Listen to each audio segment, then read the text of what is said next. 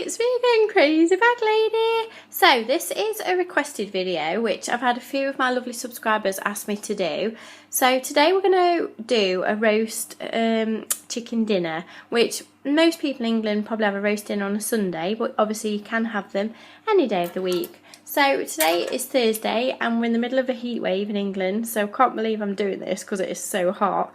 But I thought, well, why not? So all you need, my dears, for a good old English roast dinner, or what we have, is I've got a medium whole chicken, which I've took out, put in my little roasting pan and sprayed it with just a little bit of fry light, which is what I use instead of oil. And then we've got some Brussels in the pan, which I cheated a bit, they are like peeled Brussels. We've got some mixed vegetable, carrot, cauliflower and broccoli, which I'm going to put in that pan. And then in this pan we've got some peeled potatoes and some miniature new potatoes as well, which I am going to turn into special little roast potatoes, so I'll show you that in a minute. So I'm warming my oven up on roughly about 200 degrees, which is a fan oven, so I do put mine just under 200 degrees, and the chicken needs to be cooked roughly for about an hour and a half, or perhaps just a little bit longer. So I'm going to get the chicken in the oven. Before I actually put my chicken in the oven, I do need to make a start on my roast potatoes. I forgot about that bit. So what we're going to do, we're going to boil the potatoes, and we'll boil them for about 10 minutes until the potatoes are just slightly soft enough that you can put your fork in them, but only just. You don't want them really squashy, you just want them so you can just sort of put your fork in them. And then I'll show you what to do next. So just let them boil for 10 minutes. So they've been boiling for about nearly 10 minutes, but they're not quite ready. I don't know if you can see this, but they're still pretty hard, so I just need to do them probably another 5 minutes, then they'll be ready to put on to the next stage. Right, while they're still bubbling away, I am actually going to put my chicken in now, because the potatoes won't take quite as long as the chicken. So open the oven door up, dun dun dun, get Mr. Chicken, pop him in, and there we go. So that's literally all I do to my chicken so far. So I'm going to put him, or her, I'm going to put the chicken in the oven for about half an hour, and then obviously we'll put the potatoes in. So I'll show you what to do with your potatoes next though when they are ready. So I'm going to set my timer for half an hour. There we go. So let's leave that for half an hour. Right, I've drained them out of their water, so they are just a bit softer. I'll try and show you, but my fork just goes in them, if you can see that. So what I'm going to do now, I've got a baking tray, quite a deep baking tray, and I've got a little bit of sunflower oil on it, if you can just see the bit of oil. So now I'm going to put all my potatoes on here, and then I'll show you what to do next. So I've laid them all out on the baking tray. So what we do now, we don't really have to do a lot to the normal potatoes, but the little new potatoes, what you do, you press it gently with your fork, and it, I didn't mean to squash it that much, but they should just gently pop open, just slightly. And then what we're going to do, you do this to each potato, and you can just kind of feel them pop. They maybe could have done with being cooked slightly longer, but they pop open, if you can see that. And then obviously this is kind of rubbing them into the oil as well while you're doing it. And then I get some salt. Obviously I've got to press each one. Then I get a bit of rock salt. I do need to get a grinder, I haven't got one.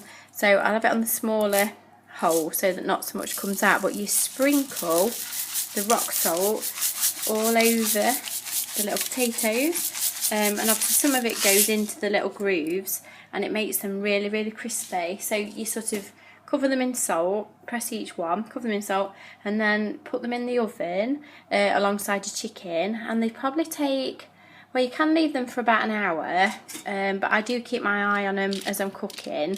And obviously these potatoes will turn into roast potatoes as well, because they're going to roast with these. But little Ruby, my daughter, doesn't like these little new potatoes, so I'll do a few roast ones for her. So I'm going to continue squashing them continue with a bit more salt, and then we'll put them in the oven. Right, another little trick that you can do if you're feeling really sort of like you want a proper roast dinner, well, you can also make a little bit of bread sauce, which I have had some people ask me about in the past as well. So literally all you need for bread sauce is a little nub of butter. So that's just like, I don't know, about that much. And you melt the butter. You chop your onion, I use red onion. You chop half a red onion and put that in your pan. Then you break up, obviously you put the heat on so the butter starts to melt. You break up the bread, put the bread in. You want a pint of milk, there's good old milk. Pour that in, put that in as well. Bring it to the boil, then turn it down, let it simmer, and add some salt and pepper and just keep stirring it. Obviously I will show you as we go along, so I'm just going to chop my onion and then we'll put the onion in. There's the chopped onion in, so I'm going to put the heat on, and then the butter will start to melt and then the onion will start to fry, and then you get 2 slices of your white bread and you literally break it into little bits and just drop it into your pan.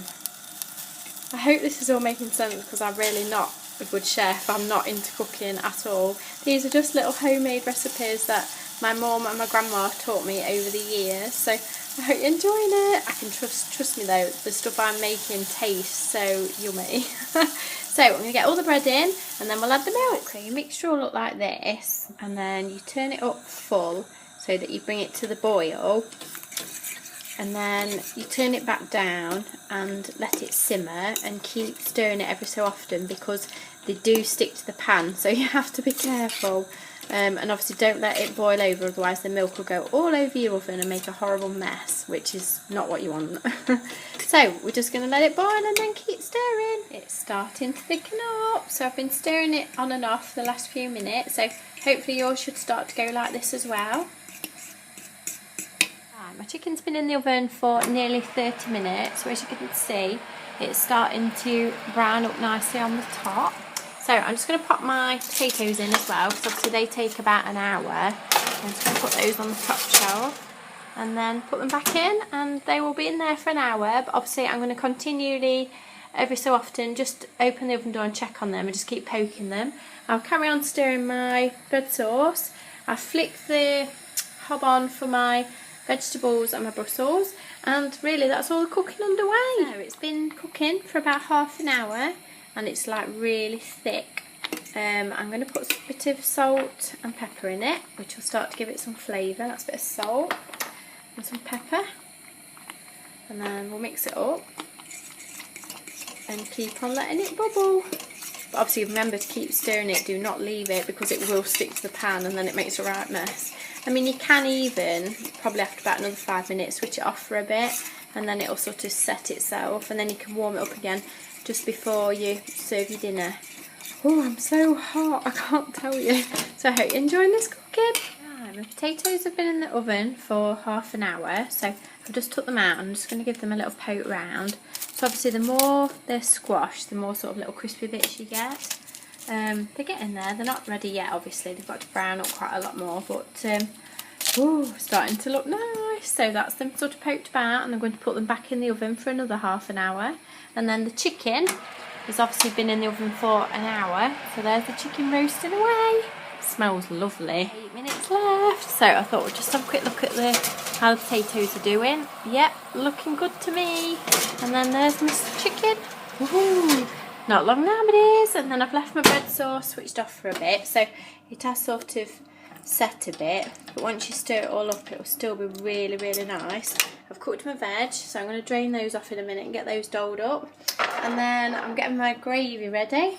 I use Bisto Best beef gravy, even though we're having chicken, because I love this gravy so much. It's so thick and brown and tasty.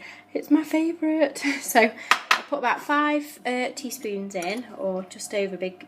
They're not teaspoons, are they? Slightly bigger dessert spoons. So I put 5 of those in there to about just over half a pint.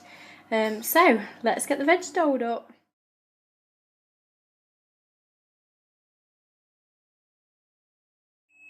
And the beeping of the oven can only mean one thing.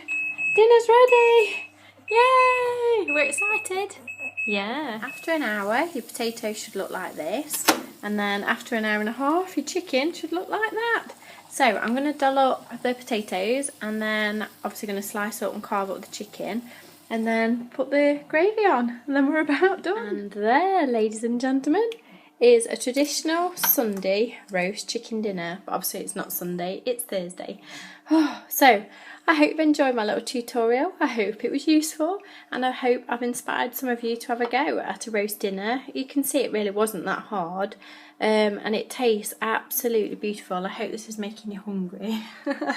So thank you very much for watching. I want to show you how hot I am. Look at my little red face. I am so hot. So thanks for watching my little tutorial. If you enjoy cooking, although I don't really do that much cooking tutorials, I do more handbags and stuff, but if you enjoy life in England, cooking, decorating, shopping, handbags and lots of other things, then please subscribe to my channel and come and find me on Instagram and Twitter as Mrs Crazy Bag Lady. So I'm off to wash up, my dear. So thank you for watching. Bye!